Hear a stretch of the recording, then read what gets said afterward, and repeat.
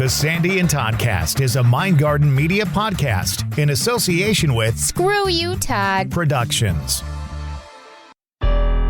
Broadcasting from two very different yet magical places not found on any map. Get ready to discuss the strange, weird, ghostly, crazy, spooky, and odd things that take place around us each and every day. All while having a little bit of fun. This is the Sandy and Toddcast. And welcome to the Sandy and Toddcast. We're back after a couple of best of modes. She is Sandy. He is Todd. And here we go into another season and another episode of the Sandy and Toddcast. Just kind of an introduction for the next season. This kind of, it's sort of part EMPATHECARY, I guess we could call it, and part of intro to the next season. What is it, season 13? It is. Lucky season 13. Oh, my. So hope you guys are enjoying the summer. I hope that you enjoyed those two episodes that we brought to you, kind of a throwback, a revisit of our time together. It was my second trip out there to see you in Wisconsin. Yep. And we did the whole Return to Haunted State Tour 2022. So that was a full 2 years ago. It was June of 2022. And those were so much fun to be able to do them together. Yeah. Really, really enjoyed it. And so we're going to start with, I guess, just like I said, a quick introductory episode to season 13. And we're asking everybody what they would like us to do for this season. I have a few ideas, still get questions from time to time. I love the idea of a Q&A season again. That was wildly popular. Everybody loved that. But we're really up for anything, right? Yeah, absolutely. I think that my sister had an idea of asking our listeners what past episodes they'd like to hear again. Now, obviously, people can go through and listen to anyone they want, but it might behoove us to put them out there again in a fresh way. So if there's if there was a topic that we did in the past or an episode that you really, really enjoyed, let us know and we can use that as one of our best ofs. Yeah, I like that idea. And my thought is we're kind of talking about doing the show every 2 weeks instead of weekly. It would just make it a little bit easier for us, a little bit easier for everybody else, because there's so many. Going to 13 seasons now, there's so many episodes. Right. And to your sister's point and to yours, a lot of people kind of either start where they start or they start halfway through our seasons, or they go to the beginning, but it takes a while to get through because we've done so many. Right. So this way we could sort of handpick from our listeners, our friends, the ones that they really liked a lot, and put those out there for maybe people who haven't heard them in a while, don't want to go searching, that kind of thing. I have a lot of favorites. We had some great guests on. Yeah. We had some really thought-provoking episodes. We had some really fun and silly episodes. And so I think that's great. I think that would be really fun. And maybe, you know what, Todd? Maybe we could even we could play an episode that everybody wants, and then we could kind of, in the next episode, discuss it and how our views have changed and how we've evolved since then and things like that. So that's a beautiful idea. I really like that idea a lot. I like that idea too. And the other thing is, if there's a guest that we've had on that you would like to hear more of, we can, we're not going to do it every week, but maybe we find one or two of those this season. And, people like Aaron Mazza, right? I mean, maybe we have him on, or maybe we reach out to some of our other psychics that we've had on and card readers or whatever, and just kind of do a follow-up, because it's been a couple of years for some of those folks. And, our lives have changed. I'm sure their lives have changed. It might be nice just for a little catch-up, see how everybody's doing. I would love that too. I think that would be fun. I'd love to have our apps friends on again. Oh, yeah, that would be fun. Our paranormal society, our paranormal group. And I think they'd love it too. You know, Damon, he's always trying to be famous. And so it would be a lot of fun to be able to do something like that. So we're still in the throes of planning. So if you have ideas, anything specific you want us to do, just let us know. You can message us. All of the information is always in our show notes as to how you can get in touch with us. And it's always just really great to hear from everybody. I love getting suggestions and ideas and questions and thoughts. And it just helps us stay connected with everybody even more. So I love that. So what's going on with you? Having a good summer? Summer's been okay. I mean, it's already August, right? So right. I kind of feel like every summer it goes by too quickly. One of the things about radio is every season is very busy. When you get to Christmas time, you've got to get ready for Christmas. There's Christmas imaging. There's Christmas commercials. Yep. There's switching stations over to Christmas. Then you come out of the holidays and maybe January, maybe February, a little bit slower, thank God. Yeah. Yes. But then things pick up again and you've got, things like the Brewers, right? You got to get those ready to go and you have to get the Braves ready to go. And once those are on, then you've got, back in February, NASCAR's got to get on the air. And there's all these things. And I remember, it's funny. I remember when I was in radio and Dave obviously still in radio, and Christmas is just as busy because the salespeople like to push the Christmas thing sure a lot, which makes perfect sense. And so, just when you think things are calming down and you don't have appearances and you don't have remotes, you get like that one, middle of October to middle of November, and then it gears right up again and you're making appearances and you're going crazy. So you're right. Like January, February is usually fairly quiet because everybody's just taking a deep breath. Right. And then it just starts all over again. And then you hit Memorial Day. So then summer's here and you got all the summer events, right? You got to go to all those. You've been out. Part of the reason that we don't do every week right now is because you've had so many events going on this summer. Events going on and special broadcasts and special shows. The thing that's really funny is even when there's a day off from being on the radio, you have to put something together that's fresh for that day. So things like special broadcasts for the 4th of July, Labor Day is going to be coming up. So I have to be thinking about what we're going to do about that. And, it's just a very busy time. So I hate to say this because summer's going to be wrapping up in a few weeks. And I'm looking forward to fall, but then, then college football kicks in. And after that, then you are looking at the holidays. So but it's been very busy. And for the most part, things have been going well. As you can probably hear, I've got a little bit of a head cold. Yeah. Which, I don't know, maybe it's COVID. I don't know. I don't even check at this point, but I know it's just what it is. And you don't see people that often in person anyway. So I see them every day. In person? Yeah. Oh, that's right. You do the show in the morning. You forget that How could I forget that? And now that I'm, manager of 3 radio stations here. No. I'm meeting with people constantly and making sales and all that kind of stuff. It's a big difference from 2020 and 2021 when we were literally living in our studios. Like that was it.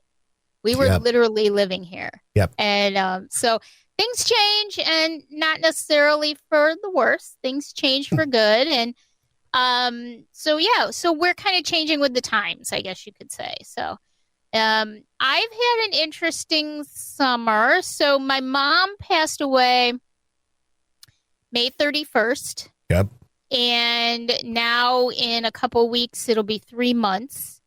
And it's been a journey. And, you would think that someone, quote unquote, like me, who interacts with those who have passed over, who feels that energy, who communicates, who does all this kind of stuff with those who have passed, You'd think that it would be somewhat easy for me. Like I'd have some sort of understanding, and I guess to some extent I do. But by the same token, I've noticed something about myself that I guess I'm just starting to be cognizant of. And that's that I have, since she passed, I've really taken a step back from the paranormal. I've sort of, we haven't gone to cemeteries very much. We haven't, I just haven't really I haven't been as engrossed in the paranormal world for the last couple of months as I normally am. I've even kind of let my abilities sort of take a step back. Take a break. Take a little bit of a breather. I don't understand exactly why that is. Like it's not that and I'm already starting to feel like I'm ready to get myself back into that thought process and that mode. Like, come on, it's almost time for Halloween, for God's sakes. I've got to be. But I just noticed that there hasn't been that I guess motivation, Todd, to say to Dave, oh, let's go to a cemetery and let's take our equipment because I need to communicate with people and acknowledge them and help them and all of that kind of stuff that I would normally do. There hasn't been that want. And I guess it's understandable. It is. I've just been kind of, I don't know if it's in response, like not wanting to feel things right now. Like, because I'm dealing with losing my mother. I'm not really sure what it is. Can I throw out a thought process on that? Because you and I have not really discussed this at all. No, we haven't. After my parents died, my interest didn't necessarily go away, but it wasn't as it wasn't a driving force anymore. And I'm not sure exactly why. When my mom passed away, we had just started filming Haunted State. That was back in 2018. Mm-hmm. And so I still had a little bit of drive there. Although I will tell you that even back then I was like, yeah, I can go to this one. No, I can't go to that one. Yeah. I would have made myself go prior to that. Right. And since my dad passed away, and this is going to sound odd, but if I never investigate again, I'm okay with that. Mm-hmm. If an opportunity comes up and it's the right opportunity for me and it makes sense and I'm with the people that I want to be with, right, I will do it. Right. But that's the caveat now. Before, I might have gone out and done an investigation, just about anybody. Any group that had some tour going on, I probably would have went to. Any cemetery tour, I probably would have went to. Now it's like, I have no interest in it unless it's a situation where the actual place interests me. And I can be with people that I want to investigate with, whether they've had a lot of investigation time under their belt or none. Mm-hmm. I want to do that with a very small group of people in my life. Yeah. So you may bounce back because we're two very different people, but I will tell you, losing somebody that is very close to you changes, I think, your drive in a certain degree, because now you know what it's like to be the person who is wondering about their loved ones and stuff like that. You know what I'm saying? Yeah, and you're 100% correct. And I'll tell you one of the reasons why. Because it used to be that I don't feel like I'm stepping back forever. But what I do think I'm doing is I'm changing. I'm sort of going through like a metamorphosis where in the old days, I would take any investigation because it was just exciting and I could help and I could learn and I could do this and that. Now I've calmed down. If I don't do an investigation till, next spring, I'm okay with that. It's a lot like your thought process. Now it's almost like my quote unquote training has been completed, and when my mom passed, it sort of signaled like, okay, you're okay, everything's okay. You don't have to be reaching for that connection now. Now you can be smarter about the connection. You can, and it also kind of coincided with the investigation we did at the beginning of April, where I felt like I had leveled up. Like I was on fire during that investigation.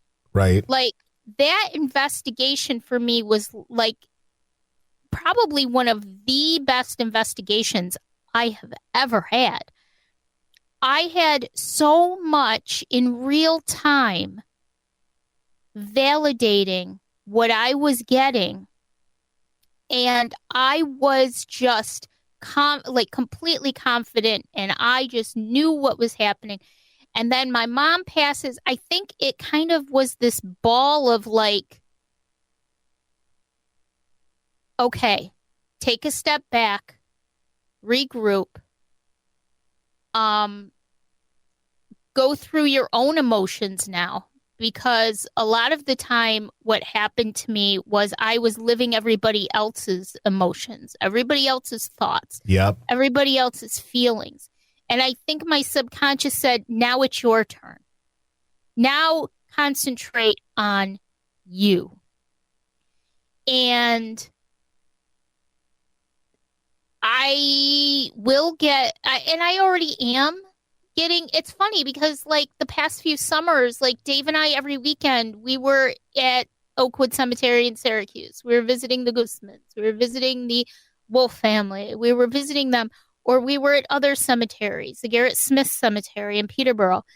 We were all over the place and we had the equipment and we were ready to go. And we were communicating with all of these people. And this summer, I think we've gone to one or two. And I think it's been a much needed break for me too. Yeah. To be able to just deal with my own emotions, my own feelings, and say, okay, I will be there, but not right now. Right.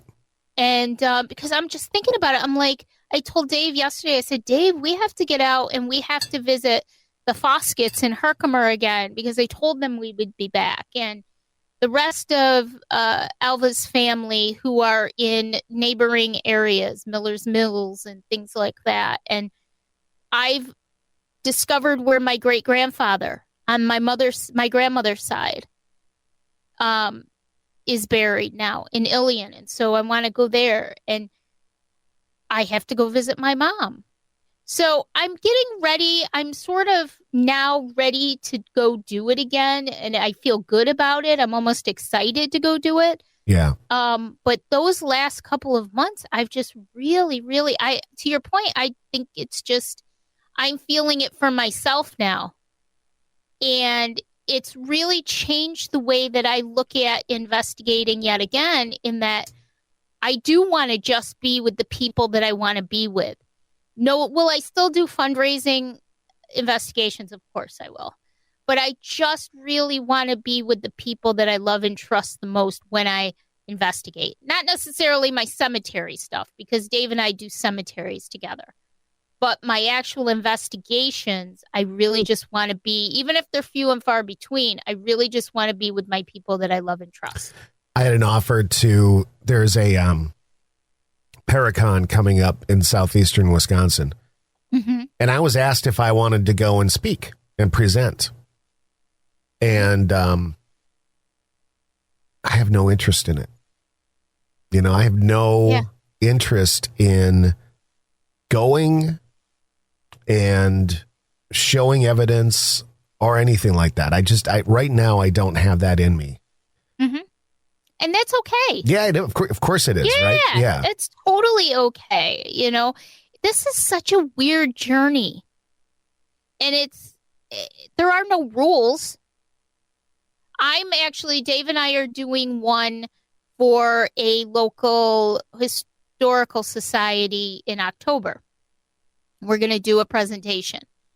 I actually am very excited about that because, once again, I feel like it's a great way to teach people and not be the crazy paranormal person, like actually be the intelligent person who deals with this stuff on a regular basis and can give you both the scientific and the personal experience and show the evidence. And I'm actually looking very much forward to that. I actually got to start working on it like soon.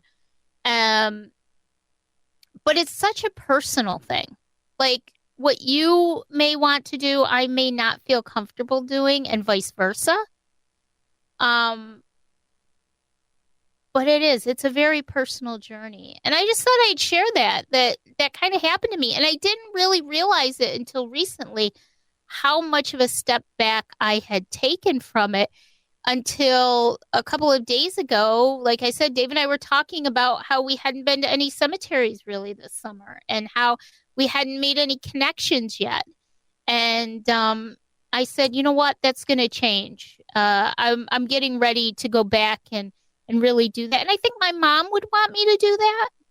You know, I don't think she would want me to just stop doing what I love. As long as you still love it. And again, you've got to love it within your expectations and not somebody else's.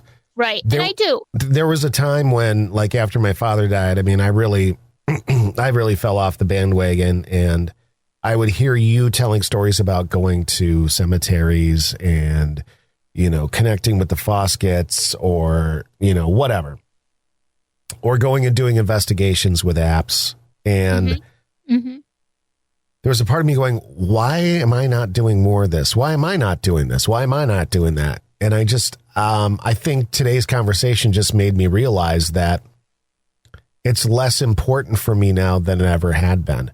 I've had a lot of great experiences. Yep. Right. And you can't take those away from me. I know what I experienced, whether someone wants to believe them or not. And I think that might be it for me. I don't know. You know, and that's so okay. Yeah. You know, that is so okay. There are still some conversations I have where somebody will say, like, oh, this theater that I have, you know, oh, it's haunted. Oh, is it? Because I would like to. In those, there are a couple of places that, you know, I would still like to go and have some fun with, and we may do that. Sure. But I'm not sitting here going, okay, then on this date I'm going to go here, and then we're planning on doing that. That's not going to be my life anymore. No, and I feel like I'm at the same point where I love it.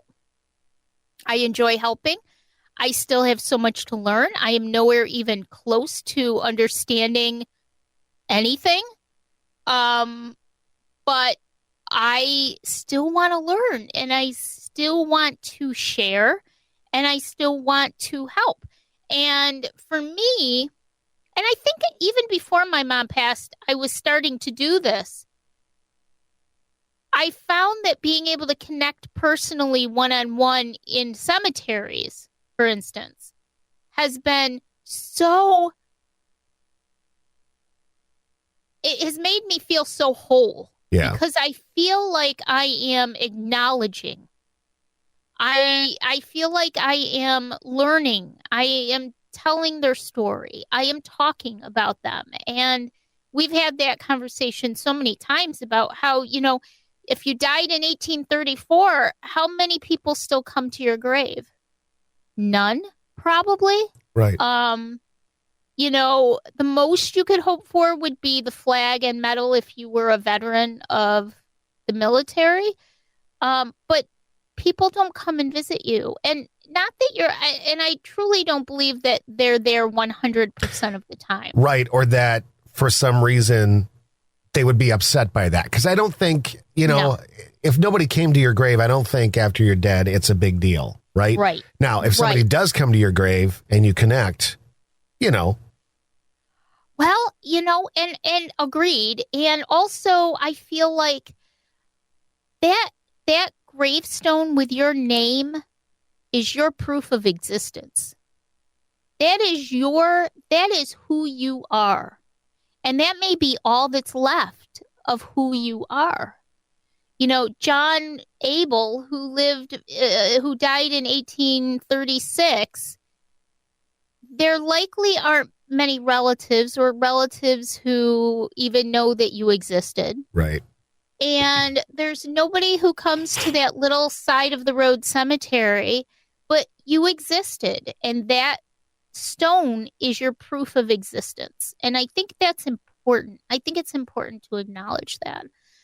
As for these large-scale investigations, if offered the opportunity with our group, I would absolutely jump at it because they're so interesting and they can become very personal. And again, if I can help the owners of the property or if I can help the spirits or both, I'm more than happy and willing to do that. But to me, I think visiting the cemeteries is just so much more personal in a lot of ways. Yeah. And I just really enjoy doing it. And so yeah, I'm ready to get back on the bandwagon. We have all the rest of the summer and the fall to be able to do our thing. And I know Dave enjoys it too. But it was just so odd how when my mom passed, this couple of months has just been me just taking that step back. But as I talk to you, Todd, now I'm kind of thinking to myself, yeah, maybe it's just me saying to myself, you've taken on everybody else's emotions, everybody else's feelings. You've exhausted yourself so many times trying to help and listen and heal others that maybe now it's your turn. Maybe now it's your time. Yep. And never underestimate somebody's grief. Sometimes I think people can be like, well, they passed away 8 years ago. Mm-hmm. Okay. But you can still miss somebody, right? That's right. You can still think about stuff that stays in your memory. You can still think about things you wish you had said. I was just thinking yesterday, and I don't even know why it came to mind, but I was just thinking yesterday about how, I wish I knew my parents better. I wish, and I think everybody feels this way to a certain extent, excuse me, but I wish I would have known a little bit more about my mom and how she felt about certain things. Yep. And I wish, there's so many stories I learned about my dad after he passed away, man. I wish he would have told me those stories because my dad was a great storyteller. Yep. But I never asked the questions. He never opened up. And so some of the stuff you didn't find out about until afterward. And, I lost my grandmother. I was 21 when I was 20, when I lost my grandmother. I was 30 when I lost my grandfather. And one of my biggest regrets is that I was so much younger, I never stopped to think that I should be asking all of those questions. Right. I was 20 years old when she passed, and there's so much about her that I wish I had known. Same with my grandfather. And all I had to do was ask, and I never thought to do it. I had a conversation with my father about a year or so ago, and he was telling me about his time in the service. He served in Vietnam, and that's pretty special. I've learned a lot about veterans, and especially Vietnam veterans, and a lot of them will not discuss it with somebody who has not served in Vietnam. So for him to open up a little bit to you is a big deal. It is. And he actually brought that up. He said a lot of people won't talk about it. But he told me some stuff. He told me about some nights out that he and his buddies had in time before. And my father's father, my grandfather, on my father's side, actually committed suicide. And my father was in Vietnam and 2 weeks short of ending his tour when he committed suicide. And my father had to leave early, 2 weeks early, and go home. And so these are things that I knew about my grandfather, but I didn't understand how it all worked. Right.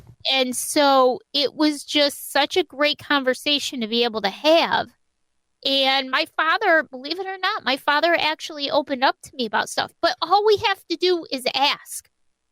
And I feel like that's almost what we're giving I'm giving spirits an opportunity to do now, is ask.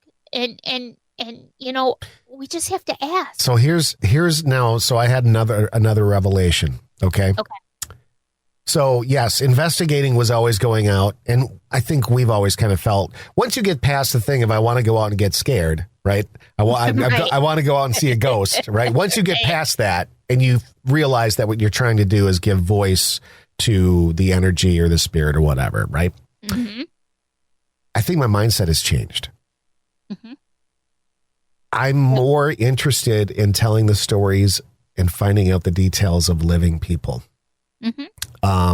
And I think that's why I delve so hard into my work in radio, because now I have an opportunity for one of the first times in my career to tell stories and to ask the questions and to find out. And while I don't disregard the other side, because I think that's still very, very important. Right. I want to ask questions today so that the stories are told while these people are living instead of once they're gone. That's amazing. Yes, I agree with you. I agree what you said today just opened my eyes. That plays a part into why it's no longer as important for me to go investigate, because I would rather actually sit down with somebody and talk to them. It's our individual journeys. Yes. It's our individual journeys. You said about, somebody passed away 8 years ago. Well, we're all on our own timetables. My timetable may be different from yours, or Sally's, or Joe's, or John's. And we all have our own timetables. And you can still miss someone. You can still be grieving years later. We talked about a few episodes ago that we did about my journey down to visit the spot where my friend Trey passed. Because I have been having a really hard time for like 2 years. Right. Since he passed. And it was almost like when I got down to that spot, it was like that closure that I needed. But by the same time, and I feel so much better about that, which I'm grateful for, because then a month later, my mom passes. So right. Can you imagine if I didn't have that closure? Again, no coincidences. Things happen for a reason. But the point being, I still miss him. I still talk to him. But that grieving process is better now. It's calmer. There's not that, oh my gosh, I have to try and communicate with Trey, because he's still communicating, but I'm not frantic anymore. And we're all on those different timetables. Right. And so it's okay to cry years later. I lost my dog, Jack. Everybody knows about my dog, Jack. I lost him in May of 2020. I cry every day. I think about him constantly, and I cry 4 years later, and he's my dog, he was my buddy. So we're all on the same time, on different timetables. And I think that's important to understand. And what I may find strength in, or courage in, or happiness or light in, may not be the same exact thing that you do, but it's still our own personal journey, So I'm still loving doing investigations. I've experienced so many things, so many crazy things, so many sad things, so many happy things during investigations. I would never say the thrill is gone, but it's changed for me over the years. It's become something different for me now. And so if I have the opportunity to investigate, you better believe I will. But it's just a different sort of approach that I've learned how to take now, instead of just being that excited, almost like kid in a candy store, because I can do all this stuff. Now it's more of that calm, seasoned approach where if I don't investigate for 6 months or a year, I'm okay with that.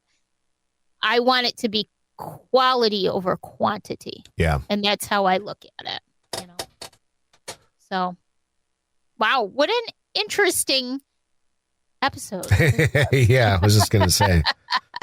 We kind of worked through some questions we had ourselves during this episode. So, looking forward to the fall, looking forward to carrying on with the next season. Like I said, this is just an introductory to season 13. We're kind of throwing around some ideas and some changes. Probably go to every couple of weeks now. Throw in some more bonus episodes. I like having Dave do bonus episodes with me occasionally because he has a look at things a little bit differently than I do. At times, he's sort of come over to my side quite a bit, but he still has his own thoughts and feelings about things, and I like to get his perspective. So we'll throw some of those in. Maybe I'll do some Sandy Cemeteries this fall. We'll have a really good time this year. I love it. Yeah, me too. All right, well, I guess that's going to do it until we actually kick off the season.